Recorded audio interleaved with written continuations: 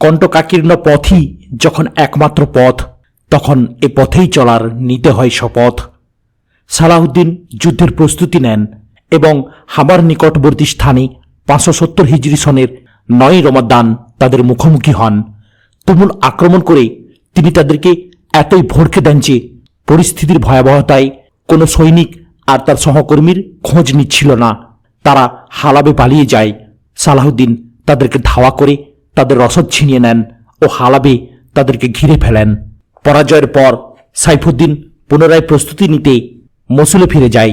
সালাহউদ্দিন তাকে ধাওয়া করে সুলতান পাহাড়ে তার সাথে সংঘর্ষে লিপ্ত হন। সালাহউদ্দিন আবারও জয়লাভ করে মসুলের বাহিনীর বেশিরভাগকে বন্দী করে তাদের মালপত্র হস্তগত করেন। এরপর সালাহউদ্দিন বাজাহাতে যান এবং তার হাতে দুর্গের পতন ঘটে। এরপর তিনি মানবাজ দখল করেন এবং আজাজ দুর্গের পতনের আগ পর্যন্ত তা অবরোধ করে রাখেন। তিনি আবার হালাবের দিকে অগ্রসর হন। হালাব অবরোধ করে রাখার সময় নুরুদ্দিনের কন্যা আল মালিক আর সালিহের বোন সালাহউদ্দিনের সাথে দেখা করতে বেরিয়ে আসেন। সালাহউদ্দিন তাকে সাদরে অভ্যর্থনা জানান ও অনেক দামি দামি উপহার দেন। তিনি তার প্রজাদের দাবি দাওয়া জানতে চান। আল মালিকের বোন জানান যে তারা আজাদ চায়। নুরুদ্দিনের যথাযথ সম্মানে সালাহউদ্দিন আজাজ ফিরিয়ে দেন ও তাকে নিরাপত্তা দিয়ে হালাবের ভেতর পৌঁছে দিয়ে আসেন। অবরোধ চরমে পৌঁছলে আল মালিক আর সালিহ প্রজাদের সাথে পরামর্শ করে সমঝোতা করতে রাজি হন। তিনি শর্ত দেন যে সালাহউদ্দিনের জয় করা শহরগুলোই শুধু তার অধীনে থাকবে। চুক্তি অনুযায়ী সালাহউদ্দিন দামেস্ক, হোমস, হামাহ, আলমারাহ এবং আরও কিছু ছোট শহর ও সেগুলোর দুর্গের অধিকারী হন। আল মালিক আর সালিহের দখলে থাকে কেবল হালাব ও এর সংলগ্ন কিছু শহর। এই সমঝোতার পর সালাহউদ্দিন 576 হিজরিতে মিশরের অবস্থা তদারক করতে সেখানে ফেরত আসেন। তিনি মিশর পৌঁছতেই খবর আছে যে আল মালিক আর সালিহের মৃত্যু হয়েছে। তার বয়স ছিল মাত্র 19 বছর। তিনি ওসিয়ত করে যান যে তার জ্ঞাতি ভাই ও মসুলের শাসক ইজ্জুদ্দিন মাসুদ তার স্থলাভিষিক্ত হবেন। ইজ্জুদ্দিন খবর পাওয়ার সাথে সাথে মসুল ত্যাগ করে হালাবের দিকে রওনা দেন। তিনি ক্ষমতা গ্রহণের সাথে সাথেই তার ভাই ও সিনজিরের শাসক ইমাদুদ্দিন তার সাথে স্থান বিনিময় করার প্রস্তাব দেন। ইজ্জুদ্দিন তাতে সাড়া দিয়ে নিজে সিনজিরের শাসক হন আর ইমাদুদ্দিন 578 হিজরির 13 মুহররম হালাবের শাসক হিসেবে দায়িত্ব গ্রহণ করেন। পরে হালাব বিজয় করে ইমাদুদ্দিনকে নিজের বর্ষতা স্বীকার করান সালাহউদ্দিন। 579 হিজরির 17 সফর জনগণ তাকে সানন্দে বরণ করে।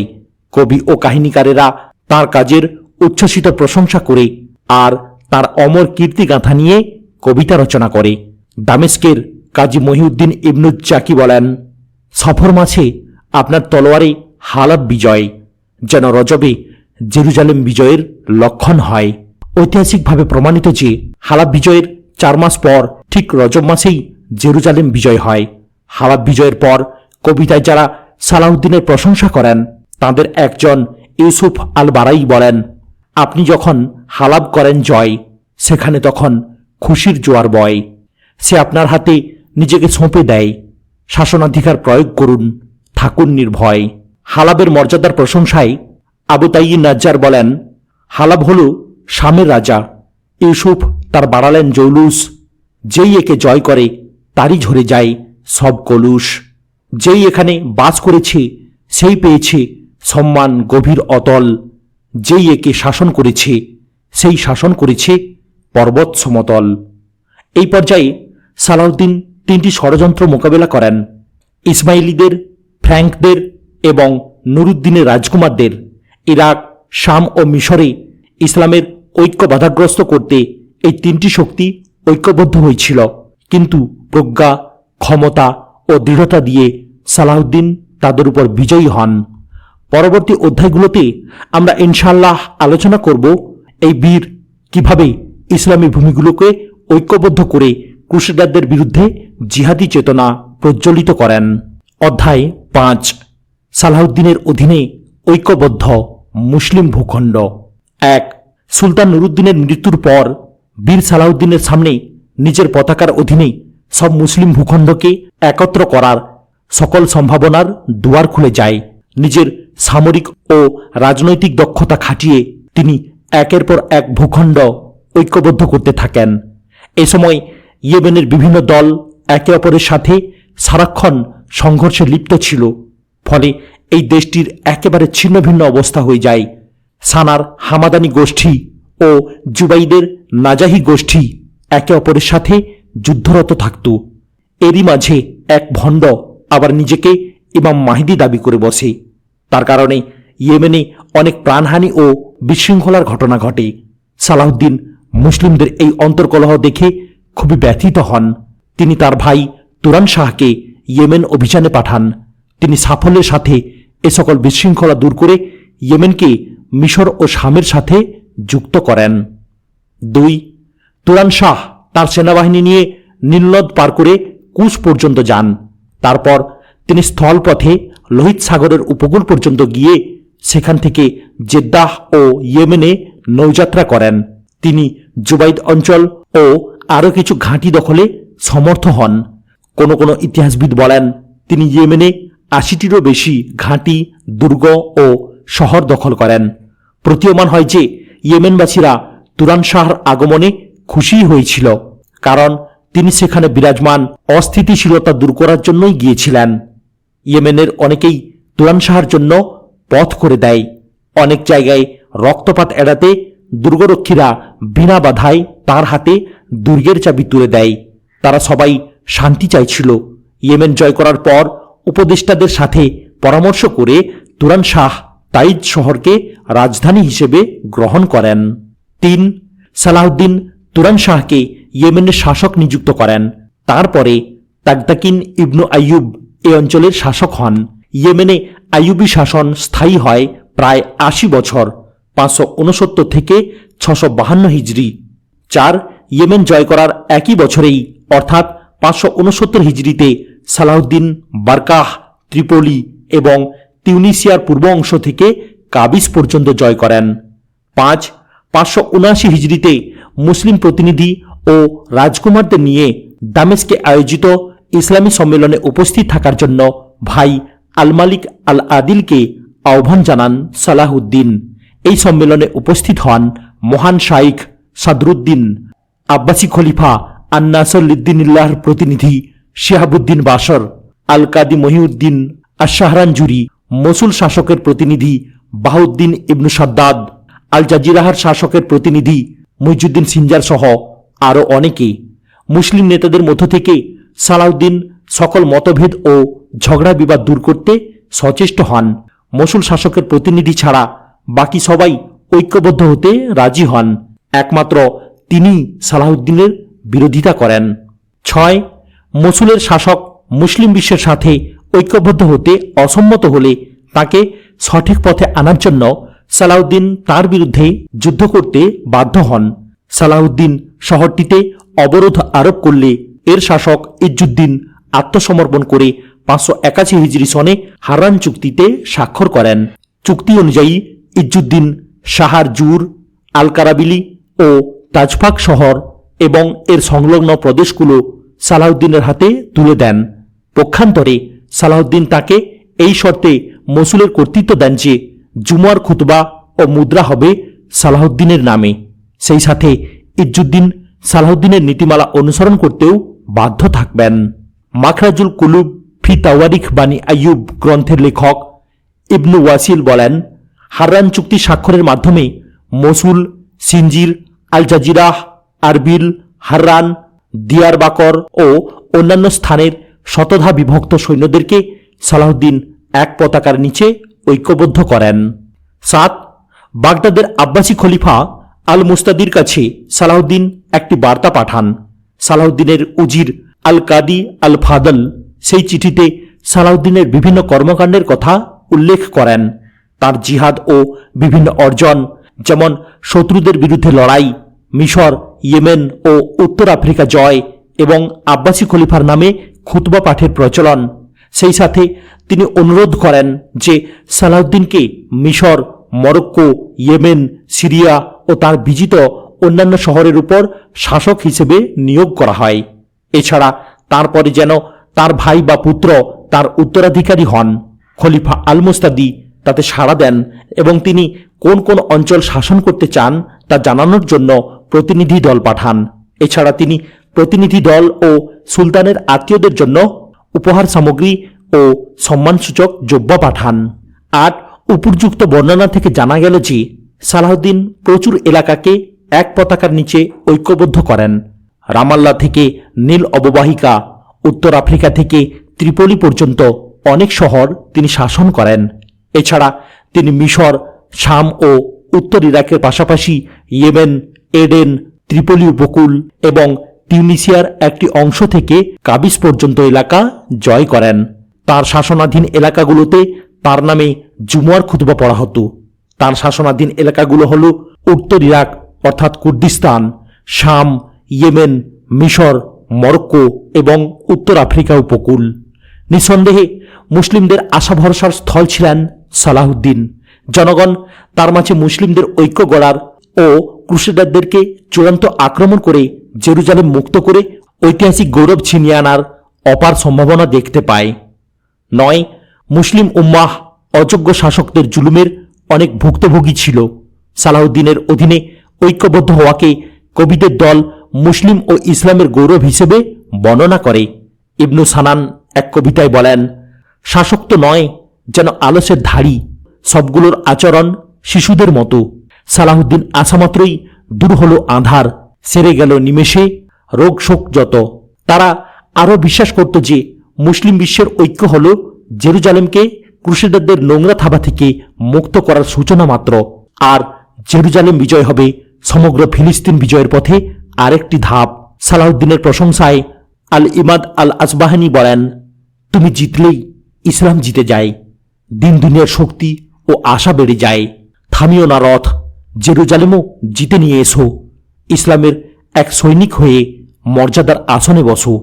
অধ্যায় 6, ক্রুসেডারদের চক্রান্ত ও যুদ্ধ। ক্রুসেড হল প্রায় 2 শতক ব্যাপী ইউরোপ কর্তৃক পরিচালিত সামরিক অভিযান। এর উদ্দেশ্য ছিল মুসলিমদের হাত থেকে জেরুজালেম ছিনিয়ে নেওয়া এবং বিশ্বব্যাপী মুসলিমদের বিজয় রথের গতিরোধ করা। ক্রুসেডের কারণ।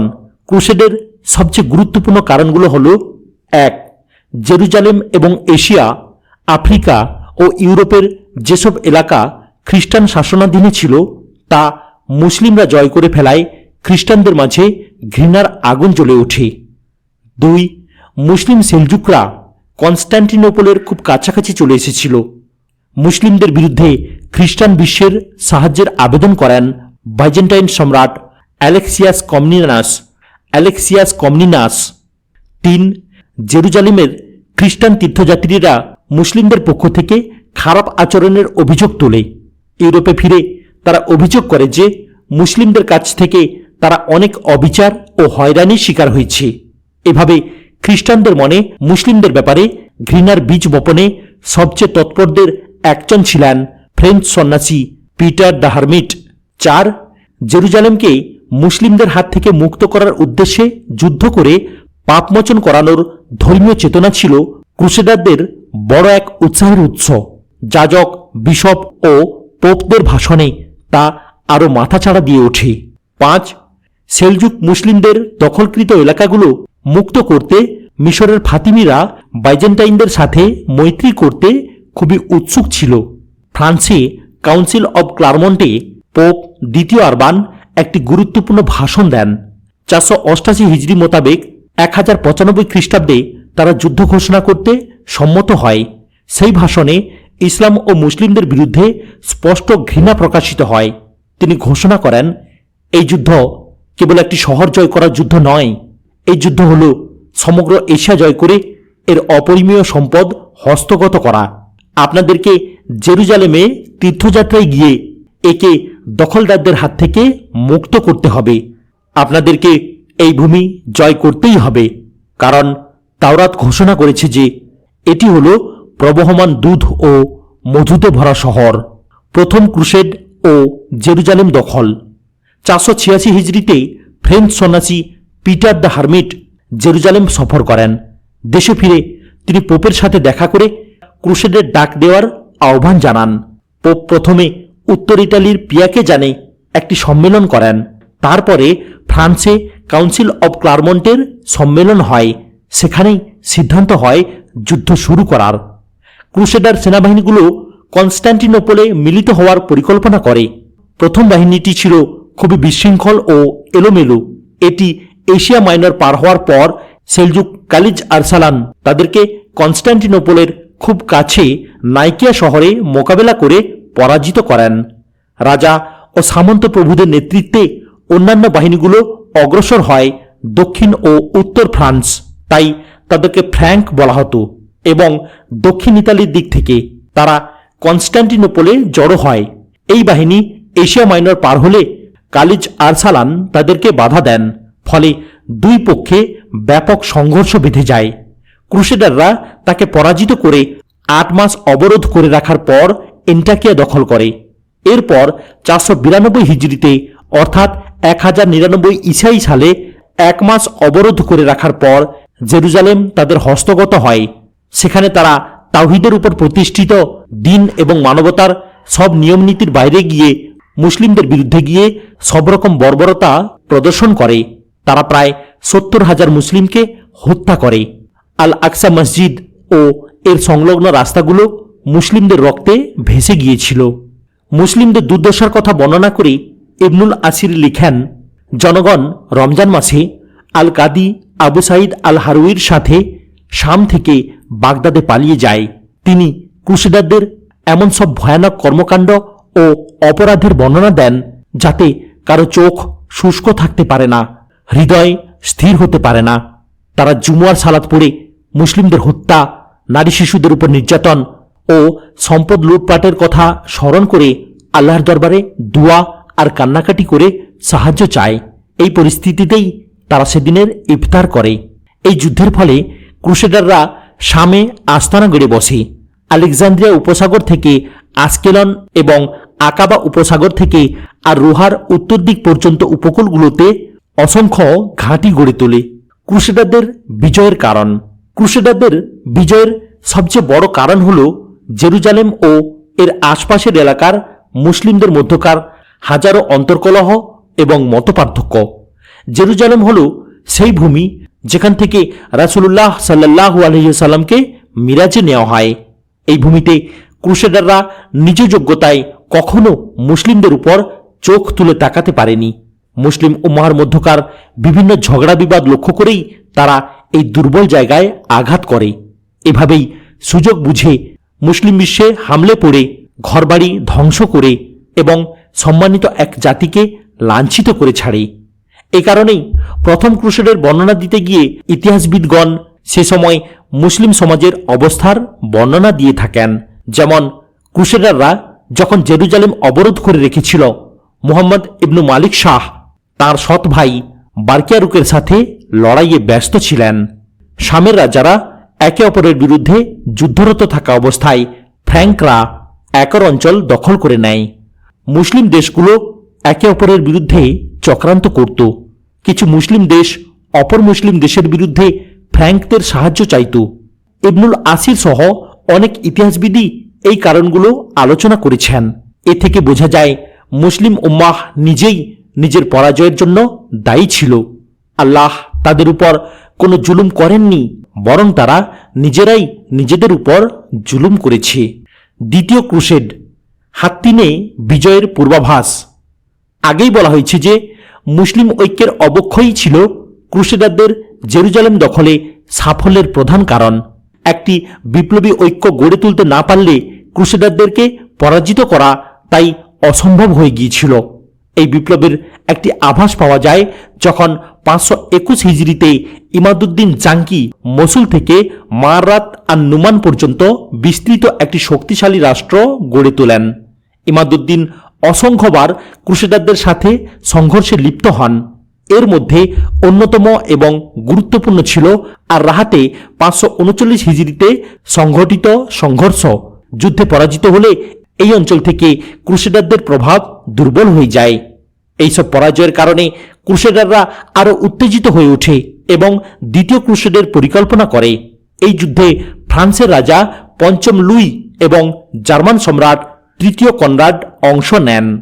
তারা ইমাদুদ্দিন মাহমুদকে হত্যা করার পরিকল্পনা করেন। তিনি তার পিতা ইমাদুদ্দিন জাঙ্গির মৃত্যুর পর তার রাজ্যের পশ্চিমাংশ শাসন করেন। তাকে প্রধান লক্ষ্যবস্তু বানানোর কারণ হল তাকেই তারা ফ্র্যাঙ্কদের জন্য সবচেয়ে বড় হুমকি মনে করত। ক্রুসেডাররা শামের দিকে অগ্রসর হয়ে অল্প সময়ের জন্য তা অবরোধ করে হাল ছেড়ে দেয়। 543 হিজরিতে অবরোধ তুলে ফেলা হয়।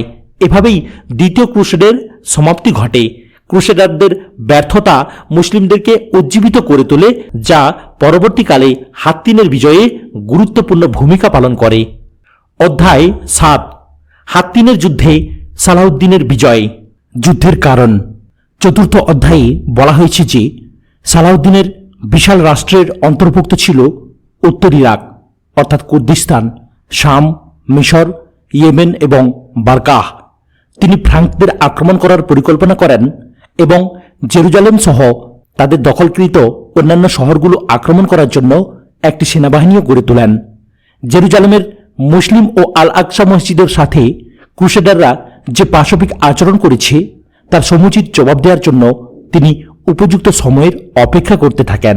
582 হিজরিতে অর্থাৎ 1187 খ্রিস্টাব্দে সালাহউদ্দিনের অনুগত একটি ব্যবসায়ী কাফেলাকে আক্রমণ করে বসেন কেরাকের রাজা রেজিনাল্ড অব চ্যাটিলান।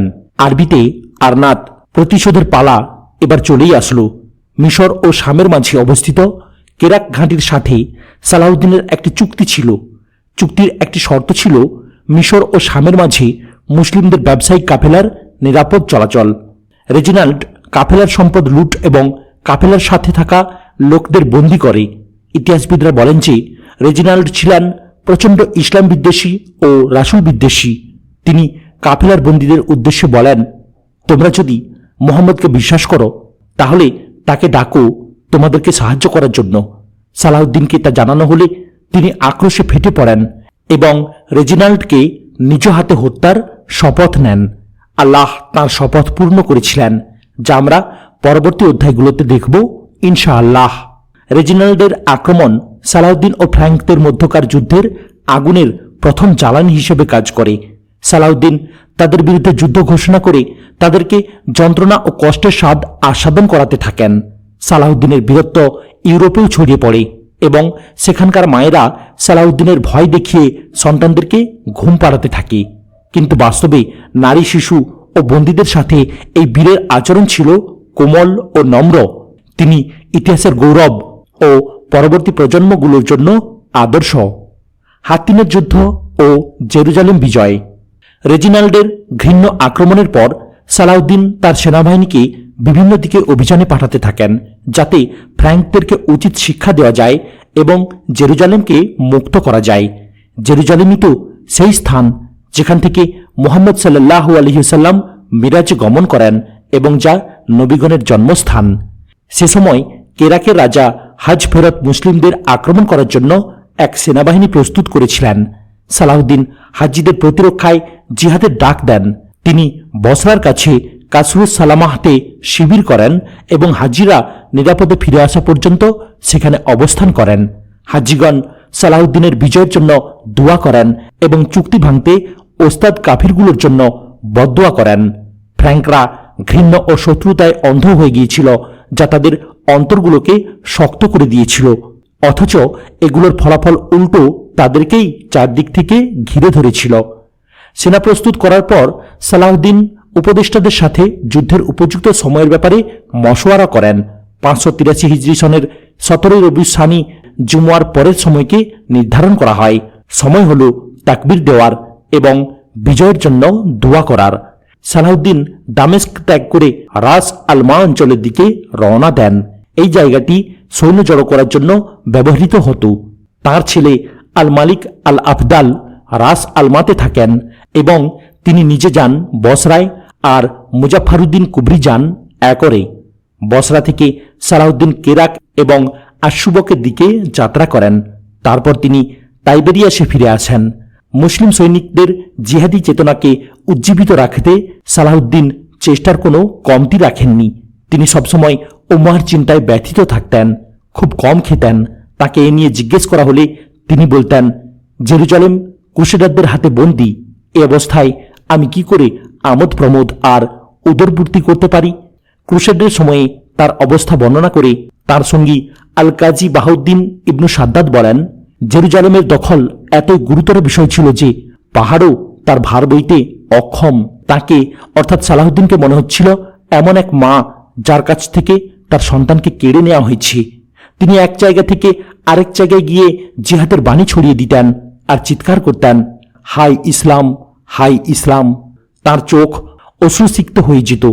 তিনি একরের লোকদের দুর্দশা যতই দেখতেন ততই আরো জিহাদের ডাক দিতেন। তিনি ডাক্তারদের দেওয়া ঔষধ ছাড়া আর তেমন কোনো খাবারই খেতেন না।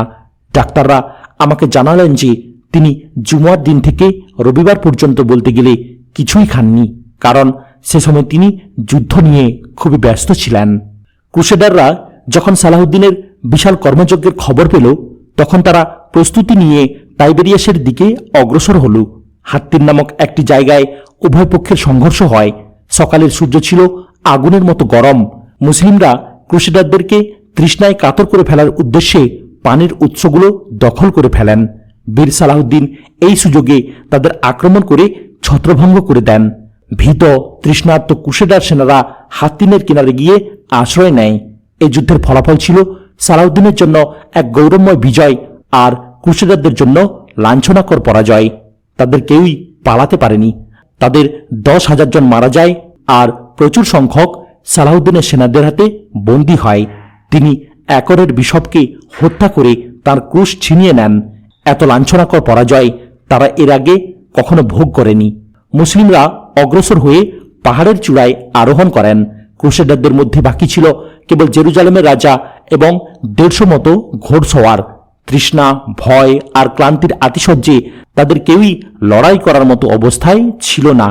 রাজাসহ সব ঘোড়সওয়ারকে বন্দী করা হয়। যুদ্ধের মূল উস্কানিদাতা রেজিনাল্ডো বন্দী হয়। সুলতান সালাহুদ্দিন এক তাঁবুতে বিজ্ঞ উপদেষ্টাদের সাথে সলা পরামর্শ করেন। বিজয়ের শুকরানা স্বরূপ তারা আল্লাহর উদ্দেশ্যে সিজদায় লুটিয়ে পড়েন।